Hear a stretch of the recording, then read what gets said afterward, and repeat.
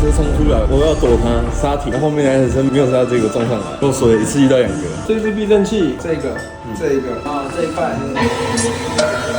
1、2、3，我会先帮你装这2个，它这几个是外观上这边要修好。这一块白色的，车牌我已经确认。你现在报价都一定要那么细，还要问前跟后，确认一下到底能不能修啊？客人还没拿到钱。如果你没修，会有这种估价费吗？理论来讲是会收，如果是我卖的就不会啊。如果说有估价费好，比如说300块，外面其实标准是1层，超过不会再收，就是最多1层。我的习惯就是我会扣掉，像我300块，如果我收家电1年，换一个拉杆450，我看好就退掉。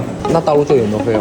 我的客人店里出就有新车，道路救援草原市是不用钱，外县市的话就要看他修什么。最远目前的是大陆9个公里，修了9万、10万，那这种你觉得我收得下去吗？我打了很多条，已经3个小时没有让他上去，因为第一是他有管制，3点之后不能上去；第二是连救护车都不去，这个时候就只能打给我，他就说不行，你要不然你来载我。所以你与其会介绍说，那个县市你有认识的店家，在你这边买车的，到外地的，有认识啊，北中南都有，一定不会被敲。当然不会，有被敲再跟我讲，我去敲他，只要有你买车的，可以不用。台湾几乎都可以，找不到人就我来。